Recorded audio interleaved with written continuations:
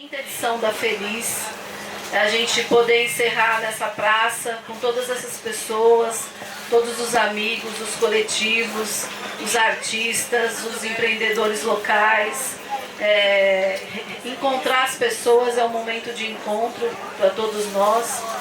E aí, para esse momento, a gente tem uma honra e uma alegria de ter aqui nessa mesa a escritora Ana Maria Gonçalves, que está aqui, por favor, uma salva de palmas.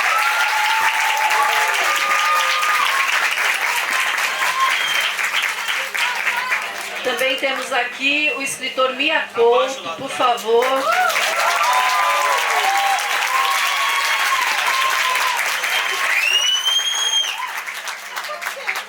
E para mediar essa mesa, nós temos aqui a Maitê Freitas, uma amiga daqui da Zona Sul, vai fazer essa conversa, essa mediação. Temos também aqui intérprete de Libras, a Miriam e o Yuri, não só a Miriam, a Miriam e a Miri. Quando terminar, a gente vai fazer uma dinâmica da seguinte forma: quem tiver perguntas, a gente vai dar um papelzinho, vocês escrevam num papelzinho, entreguem para o Vitor ou para o Marcelo, que eles direcionam para a mesa, para a gente poder agilizar. No final, o Mia e a Ana Maria vão poder autografar livros. Tem um limite de autógrafos. A gente vai organizar uma fila para distribuir umas senhas. Tem um limite. É um livro por pessoa apenas, tá? E quem quiser tirar foto também, o Vitor e o Marcelo vão ajudar para poder agilizar o processo, tá bom, gente? Muito obrigada. Agora fiquem aí com essa mesa maravilhosa. Obrigada.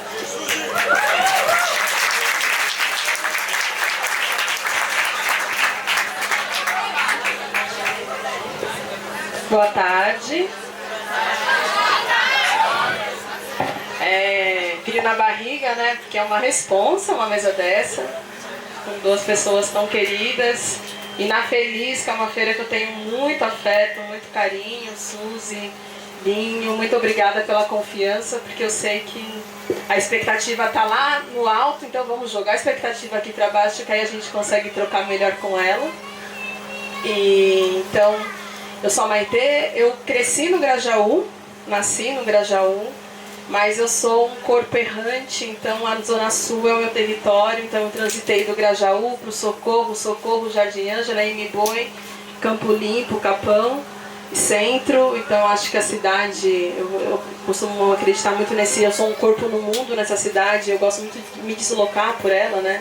Da periferia para o centro, do centro à periferia, mas sempre sabendo qual é a minha raiz, da onde eu venho e para onde eu quero ir. Bom, estou aqui ao meu lado com a Ana Maria Gonçalves, com Mia.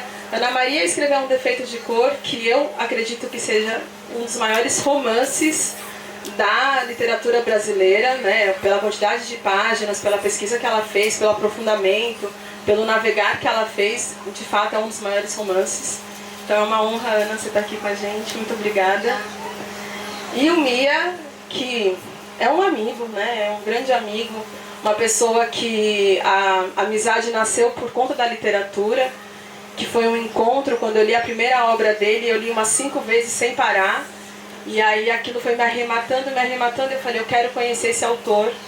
E aí quando a gente se conheceu, nasceu uma amizade, e então estou muito feliz de você estar aqui, porque quando a gente se conheceu, eu falei para ele, eu ainda quero que você conheça muitos dos meus amigos, e que você conheça as diversidades de São Paulo, e é isso que a gente vem fazendo desde que essa amizade nasceu, assim, é conhecer, é levar ele para transitar por lugares na cidade que normalmente ele não transitaria na agenda oficial, né?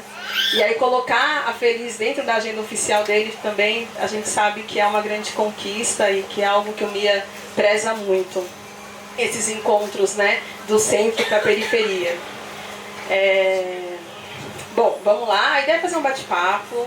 A gente vai conversando aqui. Eu tenho algumas perguntas para fazer a partir do tema que a Feliz propôs, que é a literatura como instrumento de revolução do mundo. Vamos se sentar, né?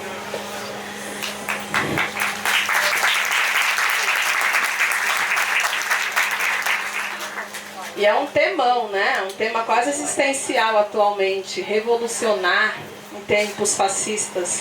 O que é possível a partir disso, do ponto de vista da literatura. Então eu pensei no seguinte, Mia e Ana, de eu fazer algumas perguntas, a gente vai respondendo aqui, porque eu sei que vocês não trouxeram nada pronto, assim eu espero. Mas se tiver colinha não tem problema.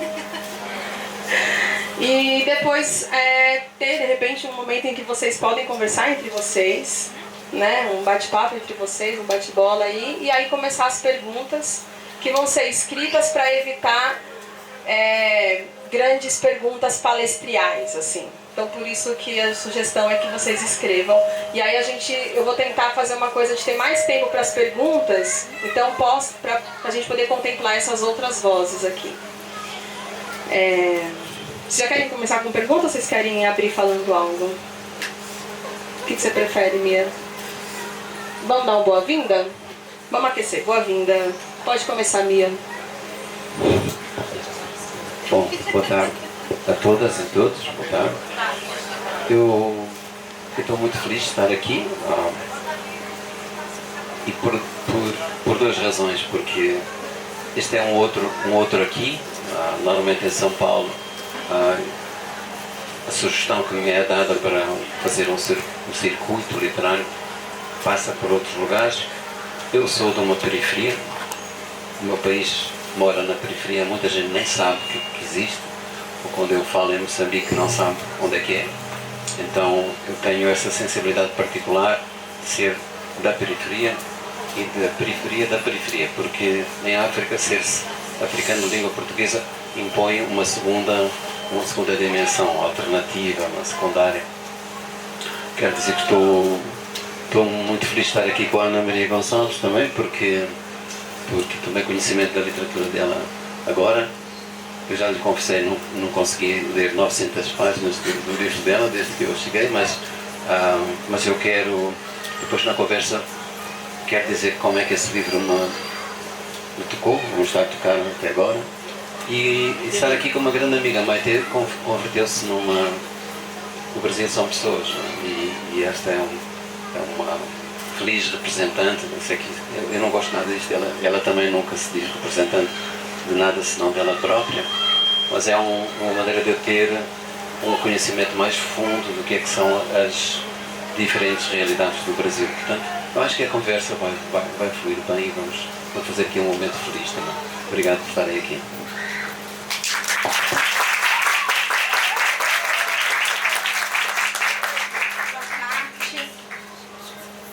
Boa tarde, todas e todas. Obrigada pela presença de vocês. Queria agradecer pelo convite, em nome da Suzy, de toda a produção aí. Agradecer quem está trabalhando aí para fazer esse evento acontecer. Tradução de Libras, que sempre me encanta ver as palavras da gente transformadas em gestos, né? Prazer estar aqui com Mia, alguém que eu lia muito antes de pensar em começar a escrever, né? E eu acho que é isso, por enquanto. É um prazer estar aqui com vocês e ouvir e trocar. Obrigada pela presença.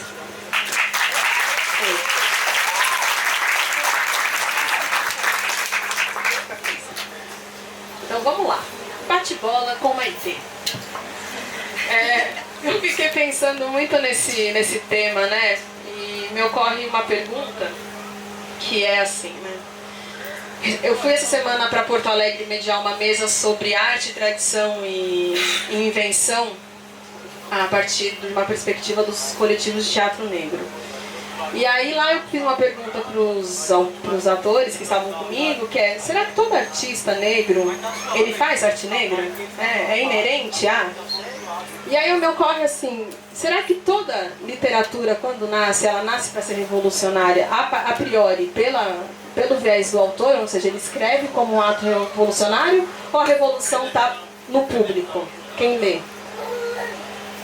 O que é essa literatura revolucionária? O que diz? É o ponto de partida ou é o ponto de chegada? Tempo! É para bater, ver quem começa? Vamos pensar, podemos pensar junto, né?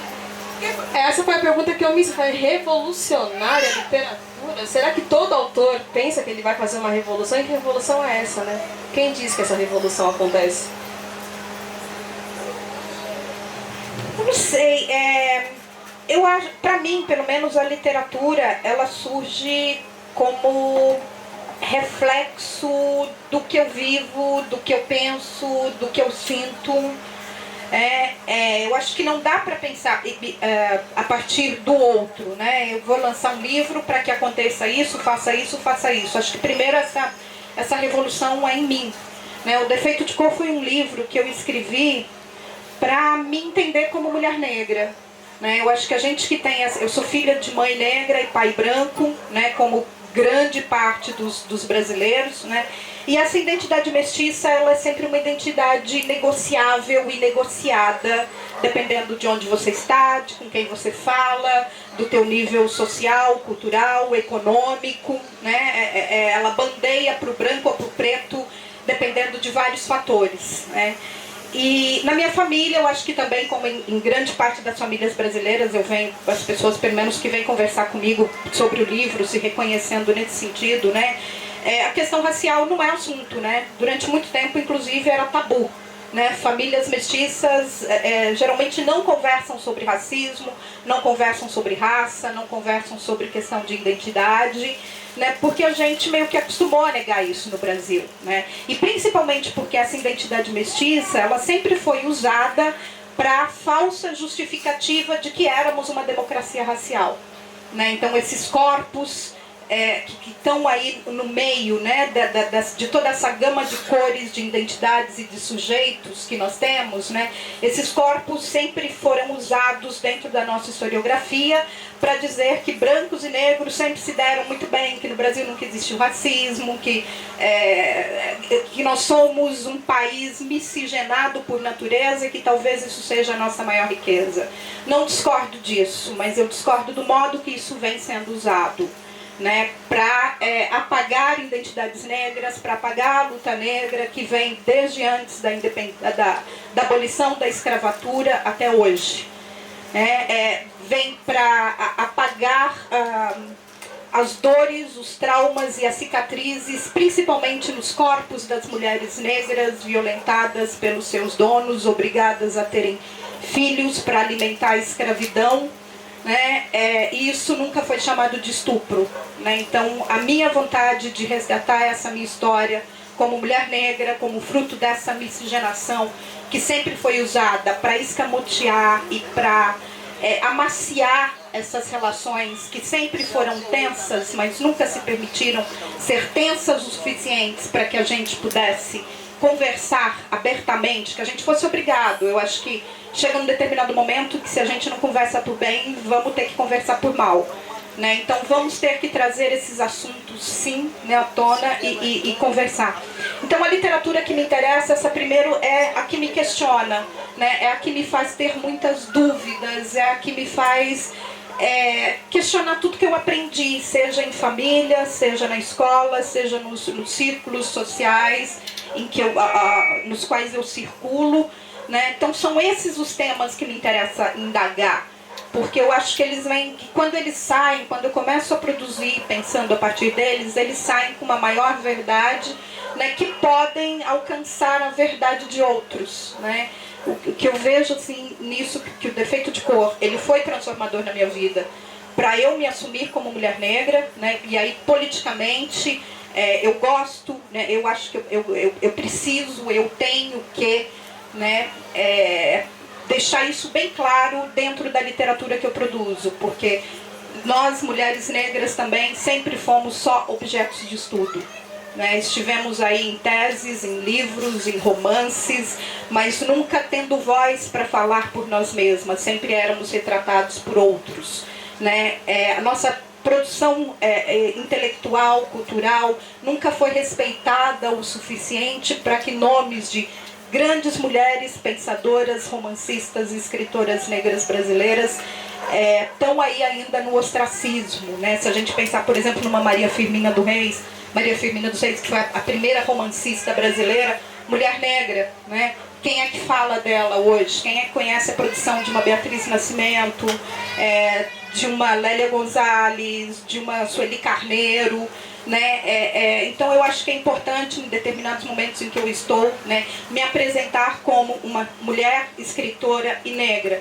E eu acho que são essas três vertentes que me definem, né, que me colocam no mundo, que são retrato das coisas com as quais eu me envolvo afetivamente a ponto de querer falar sobre elas, né? Então eu acho que não é nem uma escolha, é um chamado meu de alma, de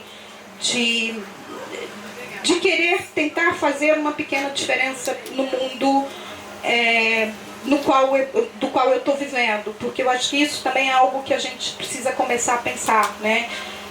Eu não acho que a literatura tenha que ser sempre política, sempre que tenha que ser cunho social. É para quem quer, para quem gosta, para quem aguenta, né? Quem é militante sabe, né, que não tem que ser obrigado a ser, né?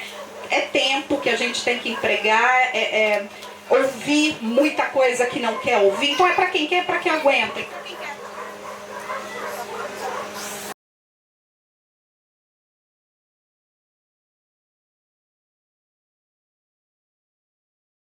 Acho que eu tenho que me colocar no meu próprio contexto.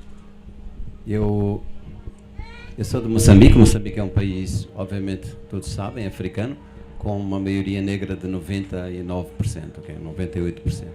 A questão racial, obviamente, que se põe de outra maneira, mas quando eu nasci, não. Eu vivia numa sociedade colonial, numa sociedade que era dominada por uma minoria branca, portuguesa, e cresci numa cidade em que essa anulação, essa invisibilização do outro, da maioria, era clara, patente, era cruel, não estava disfarçada, não tinha nenhum nome, como era o caso da África do Sul e da Rodésia, que eram territórios que eram vizinhos, mas era feita às claras, né? Até eu saí da Beira com 17 anos, nenhum negro se podia sentar nos bancos da frente de um ônibus. Havia um banco próprio para se sentarem. Em toda a minha escola eu tive 3 colegas negros. Okay? Então, foi para mim a primeira grande inspiração para mudar o mundo. Quando eu fui para a universidade, eu sabia que não ia estudar, eu sabia que ia lutar, eu sabia que ia tentar derrubar esse sistema, junto com tantos outros. E nessa altura, a poesia que eu fazia era uma poesia militante, era uma poesia de combate. O meu primeiro livro já nasceu depois da independência, e eu já chego lá, porque não vou meter esse assunto agora, misturando agora, mas para mim a questão da literatura, como é que ela entrou na minha vida, foi sempre para que ela me viesse questionar a mim próprio, me viesse inquietar, perturbar. Acho que essa é a grande perturbação, é que ela nos desarruma da nossa própria identidade, daquilo que no meu caso eu quero escrever para desaparecer de mim próprio. Eu quero me apagar para poder ser um outro, não é? Para poder viajar para os outros, para ter essa capacidade de me entregar a uma outra voz. E isso foi um percurso de aprendizagem que eu me sinto ainda no início sempre. Escrevi já talvez 30 livros e estou perante o próximo livro, eu estou desarmado, vou começar como se fosse o primeiro sempre, não é? E essa ignorância, porque não é uma técnica, não é esta coisa de contar uma história, tem a ver com os medos interiores, com a necessidade de nós termos uma configuração certa, não é? Temos certezas sobre as quais nós temos a ideia, este sou eu, não é? E este sou eu pode ser fundado numa raça, pode ser fundado numa nação, num género, numa mistura disso tudo. No meu caso, eu acho que a literatura o que perturba imenso, porque nos diz que cada um de nós é uma pessoa concreta, com uma história. Não pode ser reduzida a um grupo, a uma etiqueta, a um estereótipo. Essa pessoa é o que é, porque tem uma narrativa que é sua. Porque a certo momento, eu vou dizer uma coisa polémica, pode ser que ajude a que a coisa corra bem aqui. Num certo momento o racismo faz isso. O racismo diz que eu sou um branco, o outro é um negro, E parece que a nossa identidade é isso. Eu sou uma raça. E, portanto, o que se anula, sobretudo, quando se é dirigido a um grupo que é oprimido e que não teve possibilidade de ter identidade coletiva e, portanto, tem, por exemplo, na luta política, social, etc., tem a necessidade de erguer essa identidade coletiva, dizendo eu sou mulher, eu sou negro, eu sou negra, sou moçambicano, sou africano. Por exemplo, os africanos estão brigando para ter esse espaço no mundo. Mas depois, ao nível da literatura, acho que a coisa tem outra lógica. É preciso dizer assim, eu não sou um nome coletivo, eu sou eu próprio, porque o racismo também tem essa intenção. Elege a raça para negar o indivíduo. Diz, e seja ele mulher, seja ele negro, ele não tem direito à subjetividade. Ele é um negro ou uma negra, e está explicado o que ele é, não é? Ou ele é um africano, ou ele é um branco, e, portanto, se explicam as pessoas desta maneira. A literatura não quer explicar as pessoas, a literatura quer fazer a revolução desta outra maneira, que me parece que é dizendo nós temos direito a ter a nossa própria história, sermos uma pessoa e que é irrepetível, que não se pode. E o fascínio é esse, não é? Esse encontro. A pergunta era essa. A revolução está no projeto de quem faz, no projeto de quem recebe. A revolução está nesse encontro, que é sempre um encontro desencontrado, é uma coisa que não está resolvida. De tal maneira que o leitor tem que ser o autor do livro, tem que ser ele próprio, tem que ser uma voz que se introduz e passa a ser a sua própria voz, como se ele estivesse a contar a história a ele próprio ou a ela própria, não sei.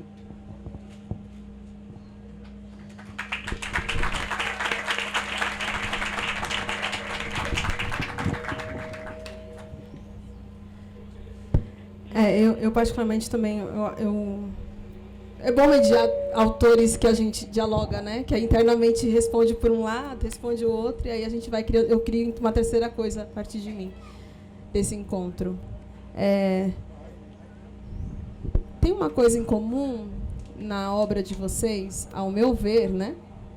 Que é a questão dessa pesquisa de dados históricos, né? De uma história oficial que ela é recontada num defeito de cor. A gente tem uma personagem da história oficial, a Luísa Marim, e aí a Ana, a partir de uma pesquisa, ficcionalizou, né, trouxe aspectos de uma ficção, de uma invenção, para contar um aspecto do que pode ser essa construção subjetiva do que foi a Luísa Marim. E o Mia, ele fez isso em vários livros, recentemente foi na trilogia, né? Ai, meu Deus, As Areias do Imperador. Esqueci o nome da trilogia, que mico.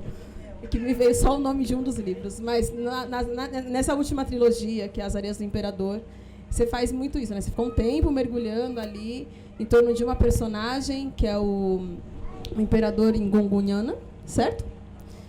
Para poder recontar uma história oficial em Moçambique. Então, eu queria que vocês falassem um pouco disso, porque em tempos de fake news, utilizar uma informação oficial para inventar uma realidade, a gente tem vivido muito isso.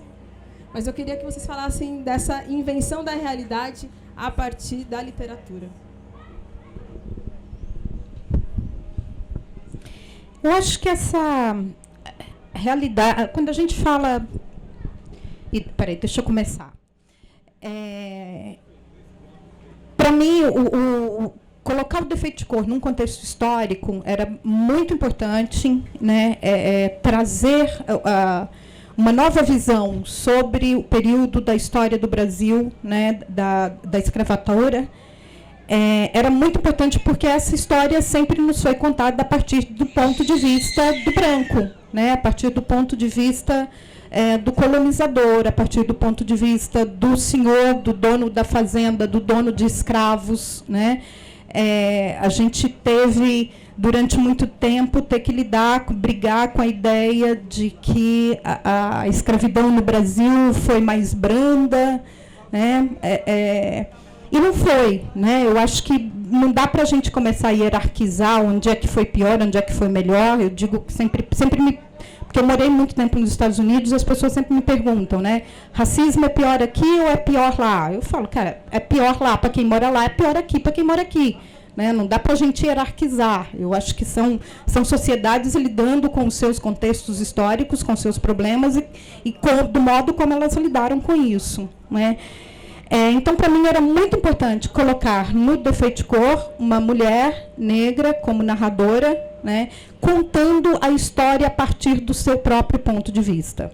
Né, porque mesmo a história, né, essa que a gente lê nos livros e tudo, ela é um recorte ficcionalizado. Né? Ninguém esteve lá presente, mesmo quem esteve presente em algum lugar dos acontecimentos, cada pessoa pode ter o seu próprio ponto de vista a partir de um fato único. Né? Então, eu acho que a história ela é formada por isso. Né? São vários pontos de vista sobre um mesmo acontecimento. Só que aqui a gente sempre esse ponto de vista sempre pendeu para um lado, né? Que é o lado dos, digamos, dos vencedores, ou falando especificamente no contexto de escravidão, né? Dos brancos e dos historiadores brancos que vieram depois deles, né? Dos que viveram. Então, assim, eu queria contar essa história a partir do ponto de vista de uma mulher que foi escravizada, que era um ponto de vista de um livro que eu até procurei para ler, não achei, então falei, então vou escrever, né? Tenho que escrever essa história, ela tem que ser contada. Né? Então, a partir da Luísa Maim, que é essa personagem tida como a mãe do poeta Luiz Gama, né, embora não há nenhum documento oficial que prove a existência da Luísa Maim, e há muito pouca coisa sobre ela. Eu parti, na verdade, de alguns versos, 2 poemas do Luiz Gama, em que ele fala da mãe, e um parágrafo de uma carta que ele fala também dessa mãe para um amigo. Né? Então, era tudo que eu tinha para compor essa mulher. E aí eu comecei a pesquisar, né, as várias versões sobre a história de vida da Luísa Maim. Né? Uma que me interessou foi essa, a partir do ponto de vista do Luiz Gama. Né? E dá para fazer um traçado de onde essa mulher viveu e em que período. Então, o que eu fiz foi pesquisar histórias de várias mulheres que viveram nos mesmos lugares e nos mesmos períodos que Luísa Maim teria vivido. Então, a Kendé, né, que é a minha personagem, que é a Luísa Maim, ela é formada a partir de trechos de anúncios de jornal, de revista, fui pesquisar em vários arquivos, né, em testamentos, em cartas, ou seja, eu realmente queria as vozes dessas mulheres. Né?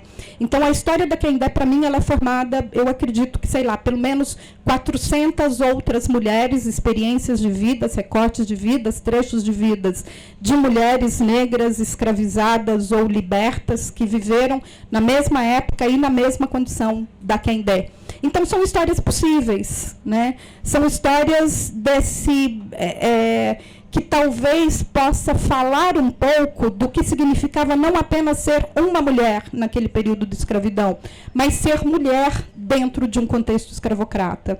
Né? Eu acho que é o que eu quis dizer, e usando, sim, os documentos e tentando achar na fonte, né, as falas e histórias de vidas verdadeiras, né, que eu tomei emprestada para compor uma vida só, né, para que eu pudesse contar a história dela dos 8 aos 85 anos. Né? Eu acho importante a gente tentar, e daí acaba, eu sei até de gente que adota o livro em aula de história, eu sempre digo, gente, é ficção, é tudo ficção, né? Não, o que eu narro ali, ou seja, tem personagens reais, eu coloco lá, sei lá, Tiradentes, está lá no livro, né? Mas eu roubo também alguns personagens, eu pego o João Anleto, do João Baldo Ribeiro, do Viva o Povo Brasileiro, eu pego um personagem do Saramago, está lá no livro também, então, ou seja, é ficção. Né? Ou seja, porque esses personagens também viveram nos mesmos lugares e nas mesmas épocas por onde a minha personagem estava passando. Né? Então, eu conto a história deles a partir do ponto de vista delas, do ponto de vista dessa mulher. Né? Então, eu acho que, ou seja, a gente está precisando aí questionar essa história, né? Questionar a história que nos contaram, a história que fingiram que era a única história possível desse determinado período, e não é. Né? Eu acho que existem tantas histórias possíveis quanto foram os personagens que viveram. E o meu ponto de vista, né, que interessa contar é a escravidão a partir do ponto de vista de uma mulher negra. Né? Mas ela calcada por por tudo que influenciava. Eu me lembro, uma das coisas que as pessoas perguntam é como é que você escreveu.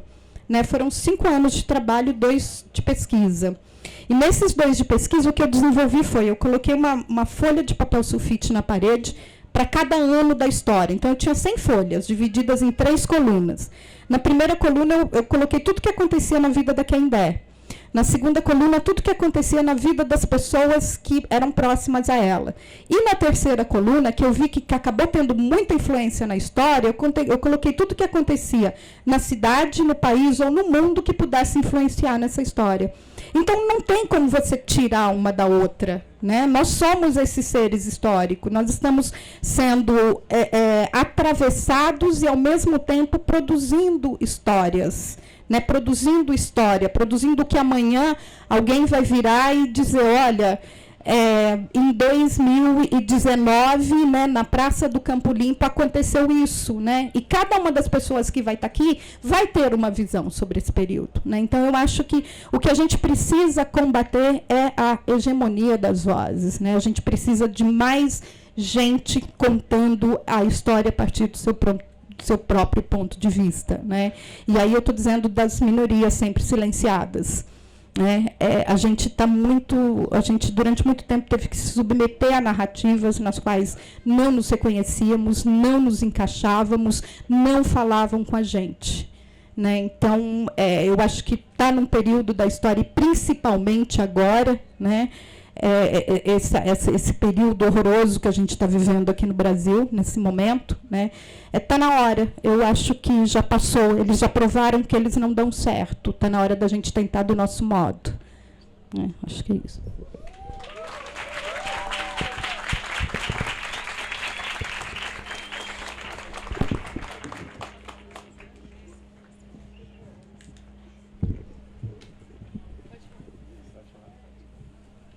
Bom, ok. Eu vou falar um bocadinho sobre porque é que eu escrevi esta trilogia. E eu... Tá? Continuo com esta. Então, eu escrevi esta trilogia por várias razões. Uma das razões... Há razões que coincidem com essa motivação da Ana Maria, que é preciso dar voz à versão dos vencidos, e é preciso mostrar que esse passado que nos dizem que está morto e enterrado, ele está vivo, está dentro de nós, está no nosso tempo. É um passado que não passou. E essa inércia, não é? Essa continuidade daquilo que caracterizou essa história, a minha história passa-se no século XIX, ela contém exatamente hoje aquilo que não foi resolvido corretamente naquela altura, aquilo que eram as tensões raciais, sociais, a maneira como as mulheres são tratadas dentro da família, na sociedade moçambicana. Tudo isso está vivo, está presente. Nós fizemos uma revolução, é o grande tema deste assunto. Eu fiz parte de uma geração que fez uma revolução social. Nós implantamos, ou pensávamos, estávamos a implantar, não só a República Moçambicana, que nasceu em 1975. Eu sou de um país que é mais novo que eu. E fizemos ao mesmo tempo uma revolução socialista. Era uma frente de libertação que adotou um princípio que era preciso mudar radicalmente o mundo.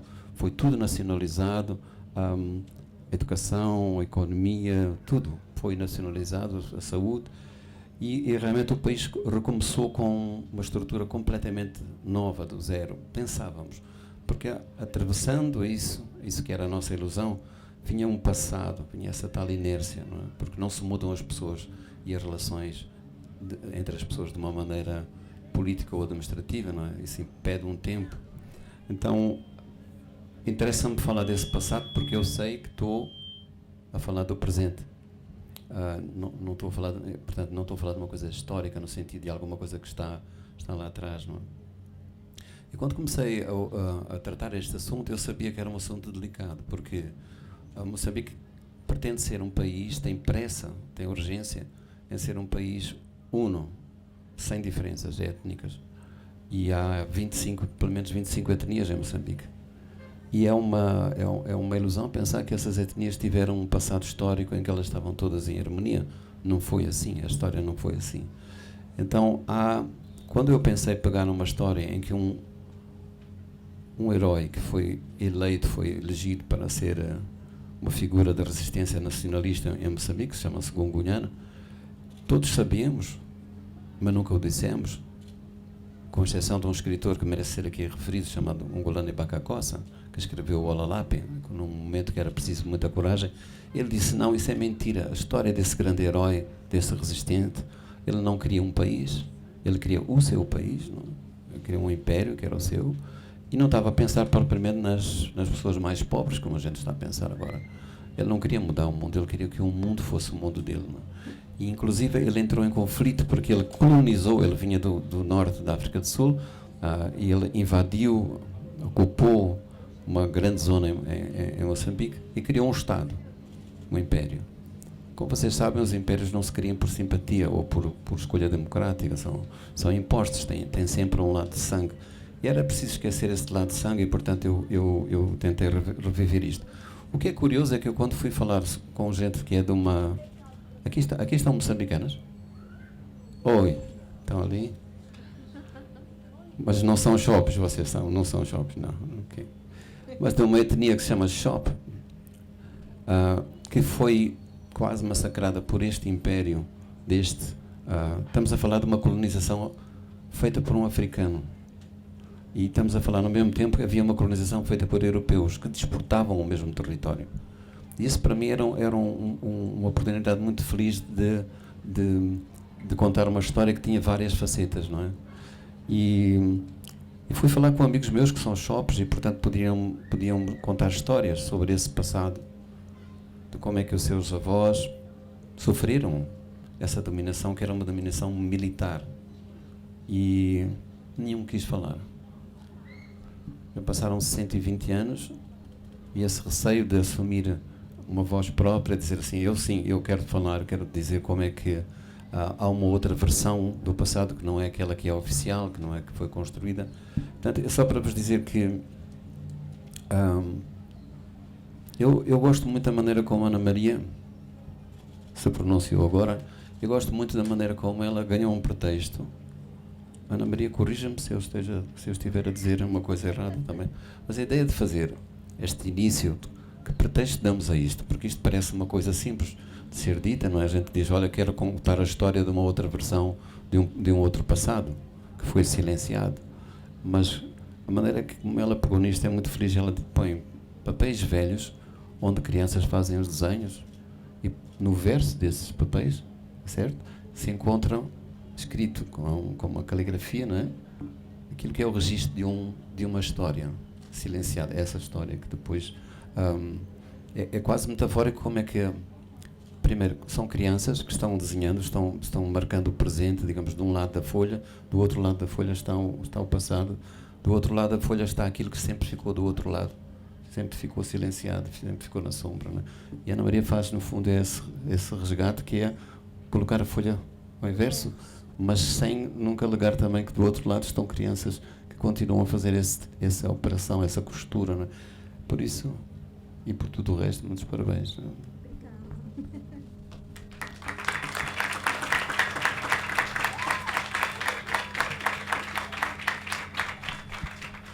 Eu gostaria de pedir para já começar a distribuir os papéis para as perguntas. Temos perguntas? Quem tiver, levanta a mão, aí o papel chega. Perguntas com ponto de interrogação no final, hein? Não vai me trazer perguntas, depoimentos, relatos e tudo mais. Uma coisa que tem me assustado muito é essa destituição institucionalizada da memória, né? Porque, historicamente, de fato, né, as populações minorizadas já não têm memória. Então, quando a Ana traz que ela, a partir de um vazio, eu não encontrava um livro, então eu vou escrevê-lo e, a partir disso, eu resgato uma série e reconstruo, né, uma série de tecidos da própria memória. E aí é bonito porque a gente, de fato, a gente pode inventar as nossas memórias, né? ao mesmo tempo em que a gente tem um processo histórico que é de não lembrar das memórias mais recentes, de museus que são queimados, de acervos que são completamente destruídos. E aí eu me pergunto, e essa é uma pergunta que eu realmente faço para tudo que eu tenho feito, é assim, que memória que eu quero contar, que história, como que a minha atuação artística, política, pode produzir memória, né? Que memória é essa que literatura é essa que nasce em tempos de medo, em tempos de queimada, em tempos de destruição institucionalizada de vida, que aqui no Brasil é isso que a gente está vivendo, né? Não é outra coisa a não ser uma institucionalização da morte, do assassinato de pessoas inocentes. E que memórias são essas, e que produção literária é essa que a gente pode construir, que poesia é essa que a gente pode verter em tempos de tanto medo, em tempos de tanta violência. Então, queria que vocês falassem um pouco sobre isso, para inspirar as perguntas que virão, ok? E aí depois a gente já abre para as perguntas. Deixa eu lá socorrer minha filha.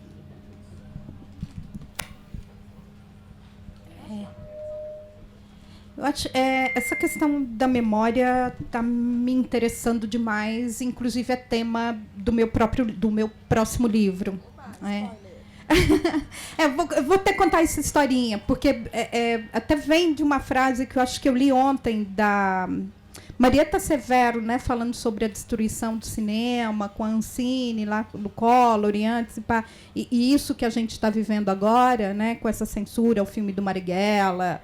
É uma destruição do cinema nacional mesmo que está acontecendo. Né? E isso é a ponta do que a gente está sabendo. Eu tenho até medo de tentar pesquisar para ver o que realmente está acontecendo lá a portas fechadas. Né? A Maite falou, né, a gente reconstrói.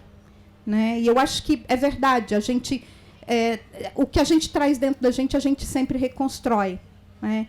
E me interessou muito pensar essa coisa da memória, já a partir do Defeito de Cor, mas aí com esse próximo livro, que vai ser Quem é Josenildo, né, o nome dele, partiu de um trabalho, tem uma socióloga norte-americana, Joy DeGruy, que ela cunhou o termo estresse pós-traumático da escravidão, né, onde ela começou a fazer alguns estudos, né, do quanto isso ainda afeta os corpos negros da diáspora. Né?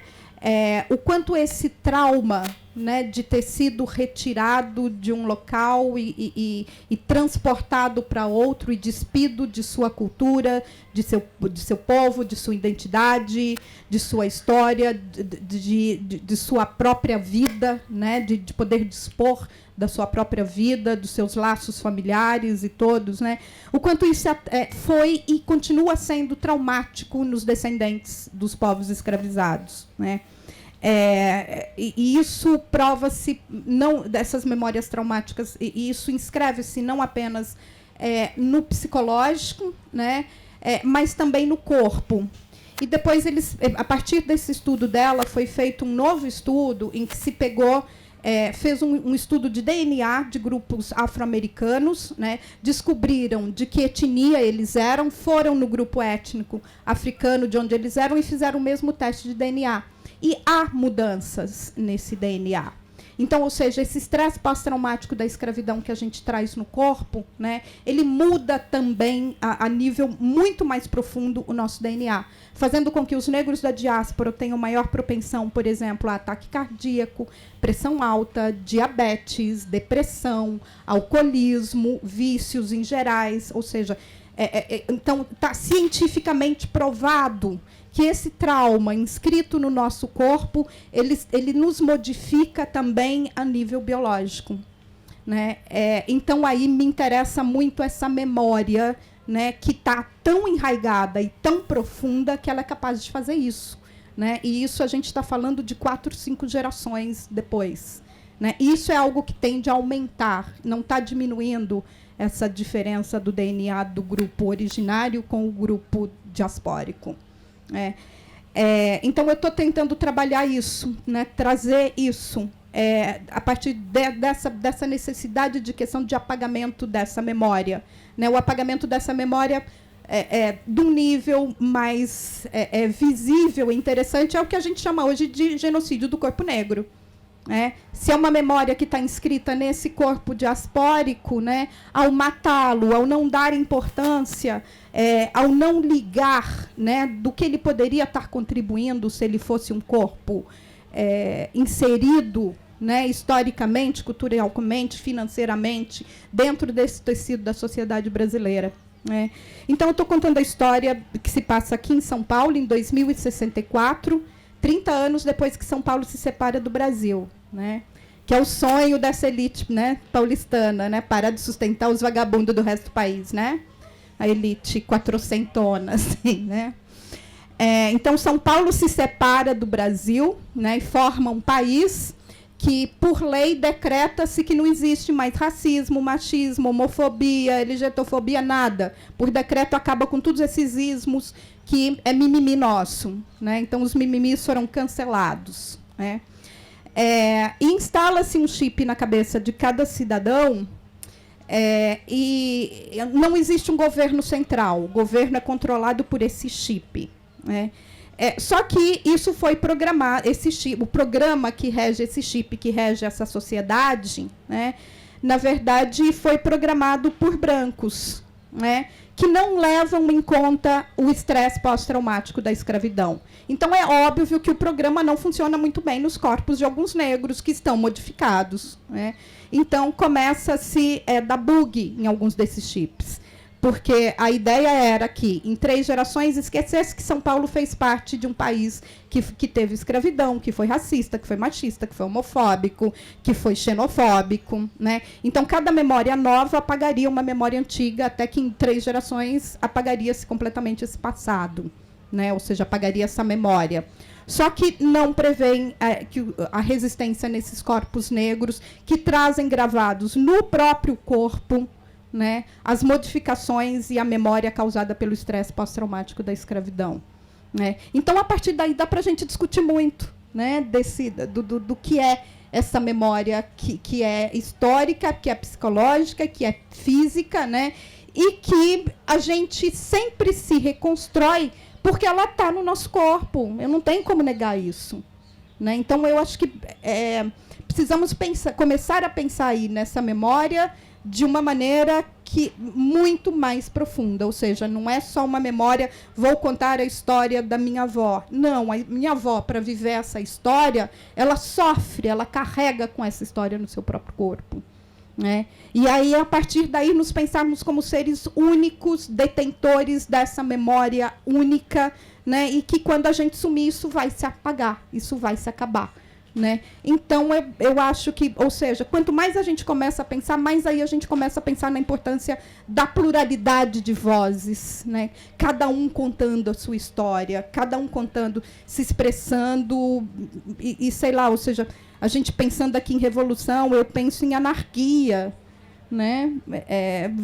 Sejamos todos anarquistas, sejamos todos essas ilhas que nós somos, né? Mas, ao mesmo tempo, com essa história ligada nesse pertencimento coletivo, né? Que me vem também, eu estou estudando, tem um livro que eu estou apaixonada, que eu indico sempre, que é o Pensar na Go, do Muniz Sodré, né, que eu acho que é maravilhoso, e eu acho que dá para partir daí, ou seja, a filosofia branca, hegemônica, oriental, com que sempre tentam nos explicar, não dá conta da gente. A gente vai ter que começar a ler, sim, para nos entender, para entender nosso passado, entender nossa história, entender o que a gente quer ser no futuro, né? Ler filósofos negros que trazem essa mesma memória no corpo, né? E eu acho que aqui no Brasil hoje tem 2 que me interessam muito trabalhar, que é o Muniz Sodré. Um deles é o Muniz Sodré, e para mim, esse livro dele, Pensar na Go, o último, é isso. E que ele fala disso, ele vem tratar desse coletivo, dessa identidade, dessa história que nós todos carregamos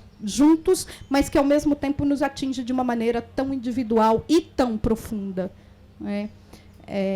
Eu me perdi inteira, né? Mas eu acho que era isso. Desculpa a divagação, eu vou indo. Mas é isso, né? Eu acho que a gente tem que se entender como esse ser histórico, o que nós somos importantes, né? E tomar nas nossas mãos a responsabilidade. Está ruim. O que eu posso fazer para transformar? Um exemplo que eu sempre dou é o do trânsito, né? As pessoas às vezes falam, gente, eu vou chegar atrasada porque eu estou presa no trânsito. Mas se o teu carro está lá, você também é trânsito, né? Ou seja, são só os outros que estão em volta de você que são trânsito e estão te incomodando? Não. Se o teu carro está lá, você também é trânsito e está incomodando outras pessoas também. Então, a gente foge da responsabilidade. Quando vê um problema à nossa volta, quando vê algo, a gente foge dessa responsabilidade de dizer, eu também estou causando isso, eu também sou parte disso. Né? E uma coisa que a gente tem que fazer é começar a assumir, somos parte disso, somos o trânsito também. Né? Então, a partir disso, o que eu posso fazer? Né? E fazer. Porque ficar só falando para o outro fazer e reclamando que está ruim e que não sei o que, não adianta. Né? Então, ou seja, somos seres históricos. O que a gente está fazendo hoje, cada um de nós está fazendo hoje, influi diretamente, não só no nosso próprio futuro, mas do futuro de todo mundo que está perto da gente. Né? Então, eu acho que a gente tem que ser começado a ser chamado a responsabilidade. Né? É isso que eu sempre falo. Quando eu falo de racismo, quando eu falo de branquitude, quando eu falo da necessidade, né, da gente poder falar sobre esses assuntos que nos incomodam tão livremente, né? Uma das coisas que eu mais vejo, né, é as pessoas, principalmente brancas, não querendo reconhecer esse papel delas hoje, né, e falam de culpa. Eu falo, culpa é branca, né? Culpa é católica, é romana, não é nossa, não faz parte do nosso métier. A gente lida com responsabilidade. E é isso que eu acho que a gente tem que começar a cobrar da sociedade. Né?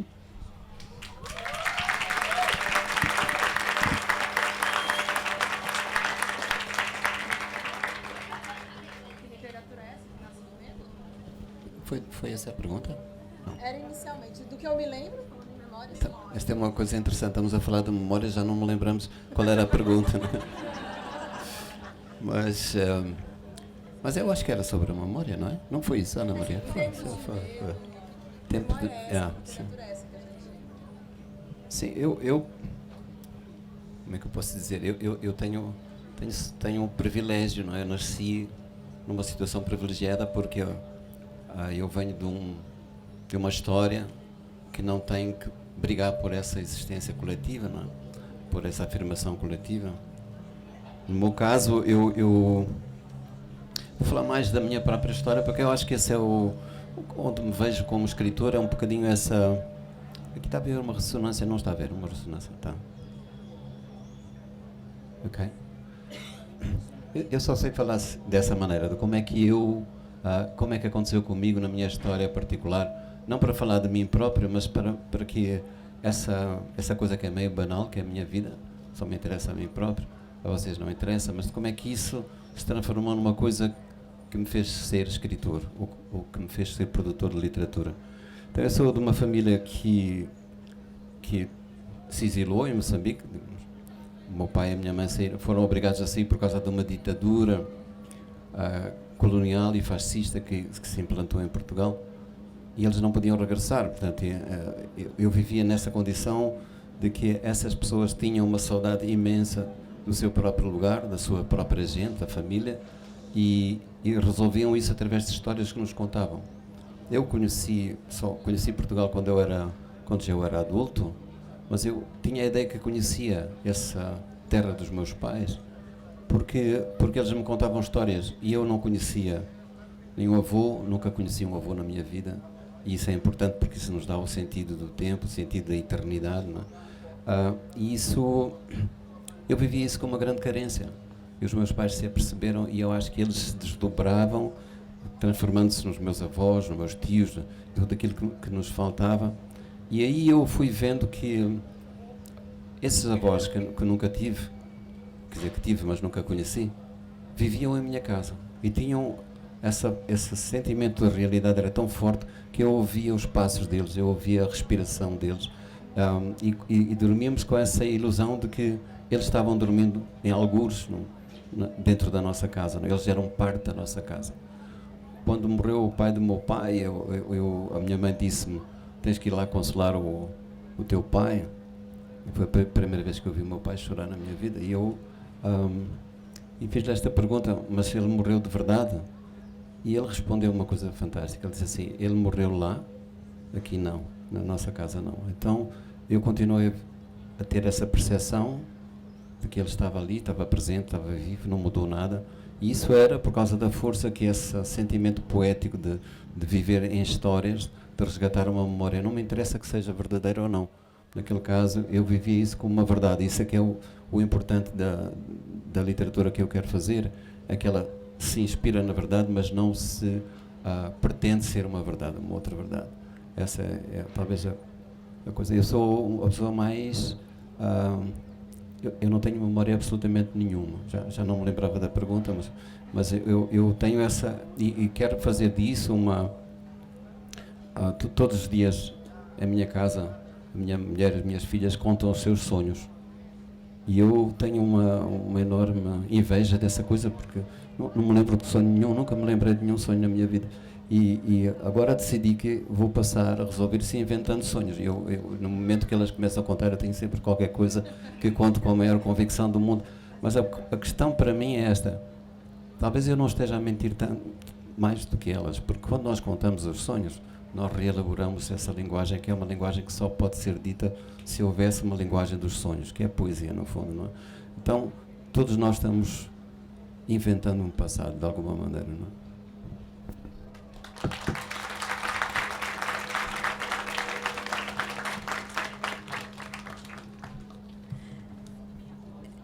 Eu estava querendo ser fiel às perguntas, mas eu vou editá-las, tá bom? Então, tem uma pergunta muito legal aqui, que é: ao se tornar escritores, o que vocês descobriram e o que vocês esperavam encontrar e não encontrou? Uau, eu gostei muito dessa pergunta. Sobre frustração, né? Assim, expectativa. Não, vamos começar com você. Você já... Ela tá pensando. Ok. Ana Maria, quer começar? Não. Ok. Isto devia ser sempre ordem alfabética. Começa. Tá bom. Mas Antónia, ela é a primeira. Então, eu acho que ao se tornar escritor, na verdade, pode parecer uma coisa falsa para vocês, mas eu ainda não me tornei escritor, estou em processo. Eu não escrevi aquilo que eu queria. Não sei se eu posso me definir como um escritor. Se me disseram que eu sou um poeta, eu aceito mais isso, porque ninguém sabe bem exatamente o que é ser um poeta, mas eu quero muito fugir a essa identidade que nos prenda a uma coisa. E quando eu me assumo como escritor, eu não sou tão feliz assim. As pessoas têm uma espécie de uma relação comigo muito de cobrança, dizer, olha, quando é que fazes o próximo livro e como é que é? Já estamos há muito tempo sem os que dizem isto, alguns estão aliviados que eu nunca mais que eu não publico nada, não é? Mas então, o que é que eu encontrei quando eu fiquei sereno em relação a poder dizer coisas por via da escrita? Eu acho que resolvi um problema que estava que era muito antigo em mim. Eu era uma criança do silêncio. Eu vivia calado. Eu vivia calado. Eu não sabia dizer-me a mim próprio. E isso era muito intimidante numa família que falava muito e os meus 2 irmãos eram muito espertos e eu tinha que encontrar a minha própria voz e encontrei-a escrevendo e transportando para um pequenino caderninho onde eu era quem eu queria ser e ali eu dizia as minhas coisas. Portanto, acho que quando eu percebo que eu posso falar como estou a falar agora convosco e o que eu quero dizer é o seguinte: às vezes os escritores tomam-se muito a sério e dá a impressão que eles têm um percurso completamente diferente e que há perguntas que se fazem aos escritores que não se fazem, por exemplo, aos farmacêuticos, aos contabilistas, etc. E isso cria no próprio escritor uma ideia de que ele realmente é uma criatura especial e pode falar sobre qualquer coisa no mundo, desde a guerra na Palestina, ao buraco do ozono e ao incêndio na floresta, etc. Ele está à vontade para falar tudo do mundo, porque ele é um especialista em tudo, nas coisas humanas. Não é verdade. Nós somos portadores dessas carências, queremos ainda, estamos à procura de ser, como toda a gente, não é?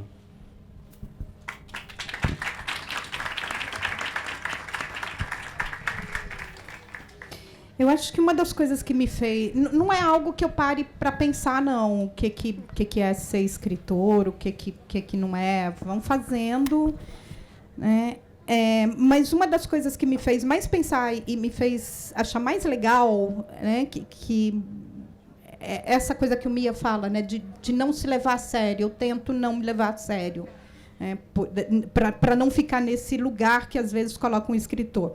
Teve uma moça que tinha acabado de ler o livro e me conheceu em Salvador. Né, ela chegou para mim e foi tão espontânea, ela virou para mim e falou: "Você está viva!" Né? Porque, assim, hoje, ou escritora inacessível, né, nesse lugar que senta lá no palco e fica falando de coisa séria que ela não acessa, é alguém que, sei lá, né, está nesse lugarzinho dele. Ou já morreu, né?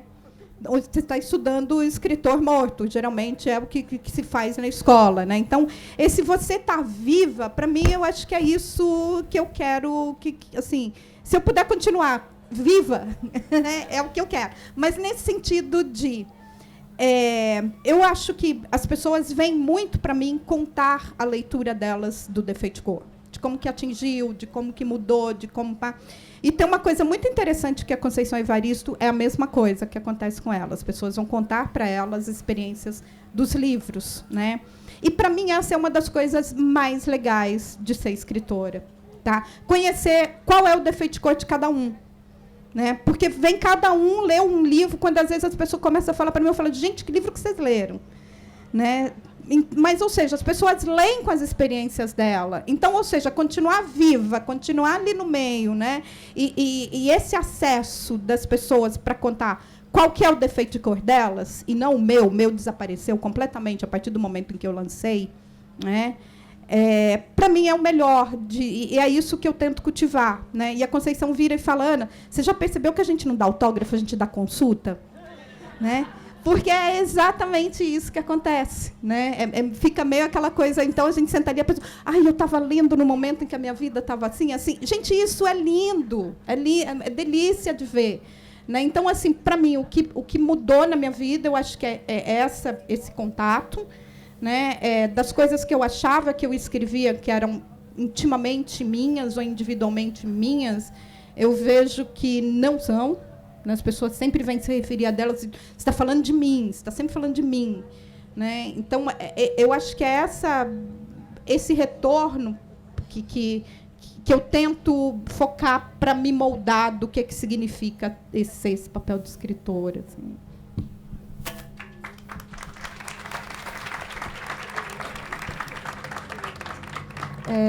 Tiveram algumas perguntas que eu não vou fazer porque eu entendi que eles já contemplaram as perguntas nas falas anteriores. E aí eu vou fazer uma pergunta para cada um e aí a gente encerra. Tá?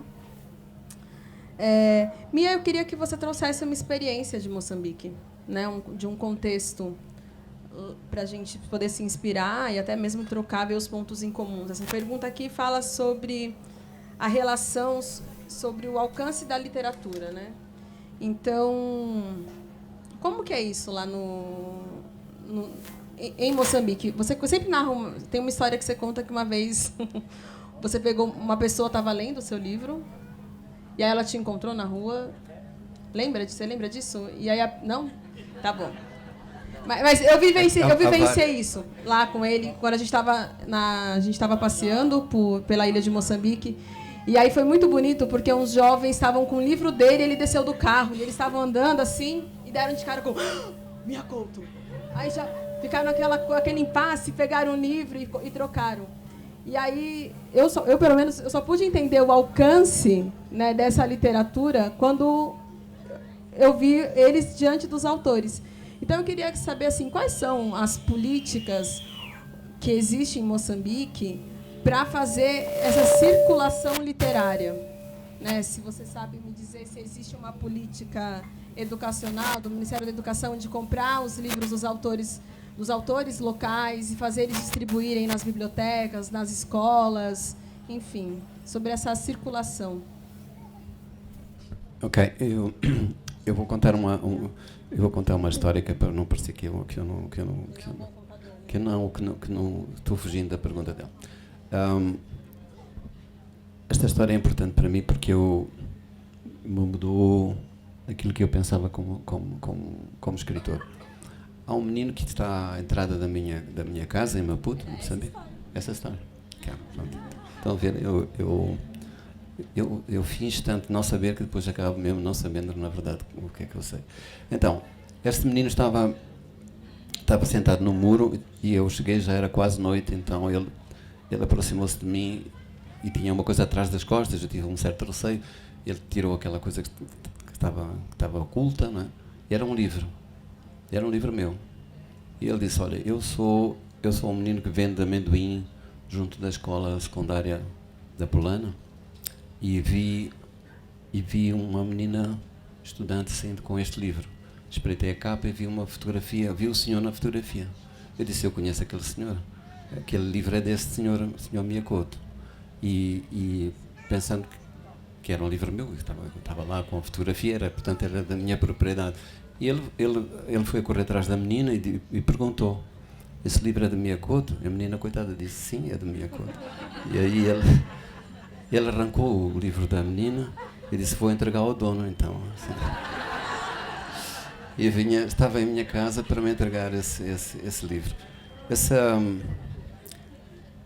Isso me fez pensar muito sobre o que é escrever num país em que esta história podia ser uma história corriqueira, todos os dias, não é?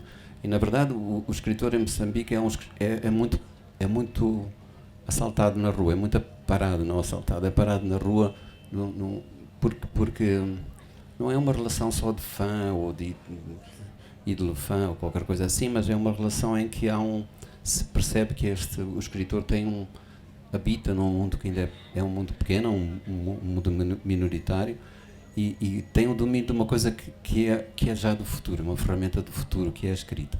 Portanto, num país da oralidade, em a maior parte das pessoas não sabe escrever nem ler, o escritor é um mensageiro, e as pessoas entregam recados no meio da rua. Portanto, as pessoas param na rua, agarram uma mão e dizem, porque é uma sociedade muito corporal, o Brasil também é, felizmente para vocês, que é, e dizem: então diz lá isto, conta lá esta coisa, e diz lá a eles, eu não sei quem são eles, mas diz-lhe a eles que é assim o mundo. Okay? E portanto, essa condição para mim é uma condição que é essa sim, eu assumo com grande orgulho de ser um contrabandista de mundos, não é? Um mensageiro entre um mundo invisível e o outro mundo que é mais visível. Não respondi nada ao que tu disseste, mas depois a gente fala.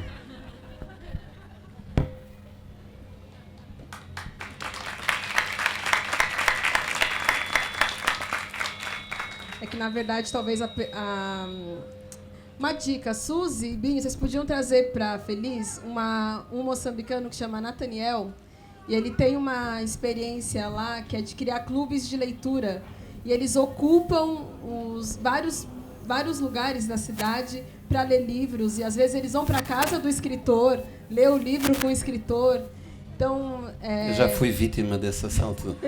Vieram 200 meninos jovens que ocuparam o meu jardim e ficamos ali, passamos uma manhã de grande felicidade para mim. Então talvez essa pergunta seja mais para o Nathaniel do que para você. Você é um contador de história, então você respondeu contando história. Muito bem. Essa pergunta é a seguinte, Ana. Como suportar o medo de perdermos a nossa liberdade em nosso país? Uau! Não sei dizer não, né? Se há uma resposta geral para tudo isso, assim, mas tem uma coisa que a gente sabe, né? Eu acho que quem é mulher, quem é negro, quem é gay, quem é pobre, quem é periférico, né? Esse medo sempre teve aí. Né, as coisas começam a ser pensadas e começam-se a dar nomes, né, a partir do momento em que ela atinge quem nunca passou por isso. Né? Se você pensar, por exemplo, em tortura. Né?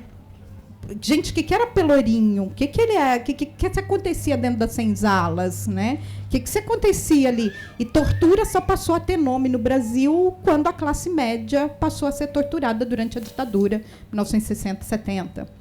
né? Então, ou seja, a gente está aí resistindo há muito tempo. Eu não sei de onde é que cada um busca força, busca a coragem, busca a esperança, né? Eu acho que esperança, nesse livro que eu acabei de falar do Muniz Sodré, né, o Pensar na Go, né, ele fala do conceito de comunidade, do conceito de ancestralidade, né? Ele diz que uma comunidade ela se sustenta primeiro a partir de um trauma coletivo, né?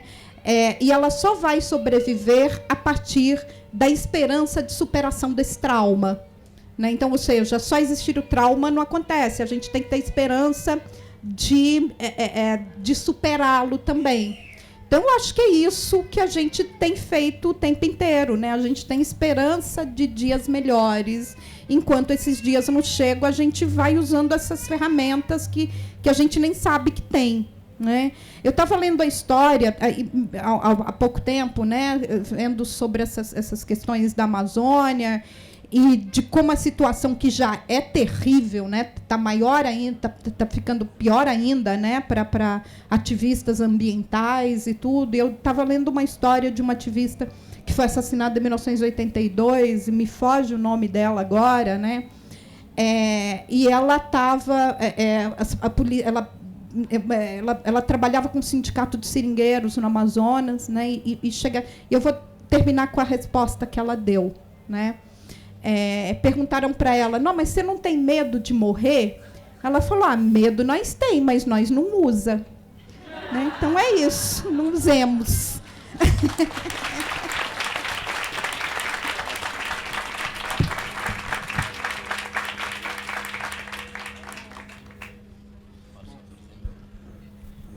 Oi? Não, eu acho que a gente já pode ir encerrando, porque ainda temos uma tarde de autógrafos. Mentira! Tem números, vão ter senhas distribuídas para os autógrafos aí. Então, considerações finais, Mia, se quiser agradecer, fazer algum merchan, propaganda de algum livro. Eu só quero dizer uma coisa pequena. Esta situação do Brasil, eu não sou, eu tenho que ter cuidado. Eu não sou brasileiro, não posso falar. Não, um dia não posso falar mesmo, não, de maneira, nem posso chegar ao Brasil. Mas quando foi esta situação na Amazônia, houve jornais que me contactaram dizendo, olha, você é biólogo, é ambientalista e é uma desgraça ambiental. Eu sempre luto contra essa ideia de que a Amazônia, ou seja o que for, é uma questão ambiental.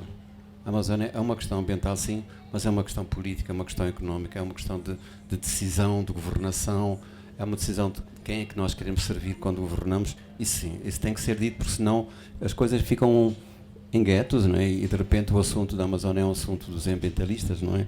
E eu acho que este incêndio que queimou tanto da Amazônia agora já tinha começado antes, não é? Quando era um incêndio que queimava as instituições, as práticas democráticas, aquilo que eram as conquistas sociais do Brasil. E esse incêndio não tem essa espetacularidade, não é tão mediático, não é? A BBC ou quem deu grande dimensão ao incêndio da Amazônia não está tão disponível para falar desse outro incêndio. E é essa palavra de solidariedade que eu queria transmitir aqui. A situação no Brasil é acompanhada fora, nós estamos preocupadíssimos com a situação e nós não nos deixamos aquebrantar também fora. Vocês podem ter a certeza que estamos juntos nesse combate pela democracia no Brasil. Obrigado.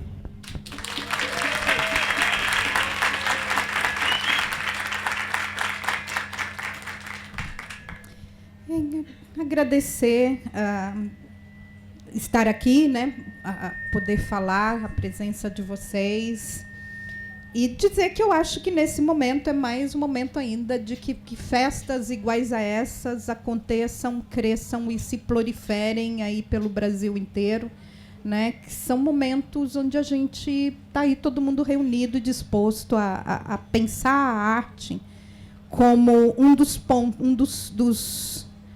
talvez um dos pontos, né, que pode nos ajudar a pensar isso e levar adiante, né? Eu não sei, eu falo assim, tá muito difícil ser ficcionista no Brasil, porque o roteirista que botaram no Palácio Planalto cara, ele arrasa, né? Tá surreal, assim, é uma disputa muito injusta, né? Muito complicada. Se a gente visse o que está acontecendo no Brasil, se escrevesse um livro e falar, não, isso não aconteceu, isso não aconteceria. Está acontecendo, né?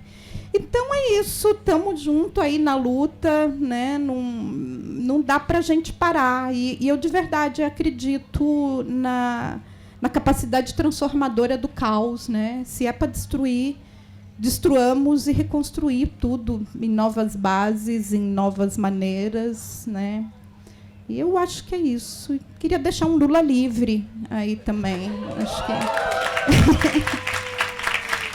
Obrigada.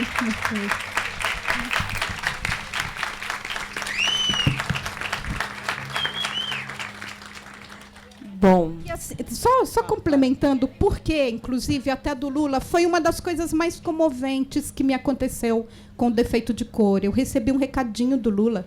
Ele leu o Defeito de Cor em 6 dias na prisão e me escreveu para dizer que, durante 6 dias, ele se sentiu fora de lá.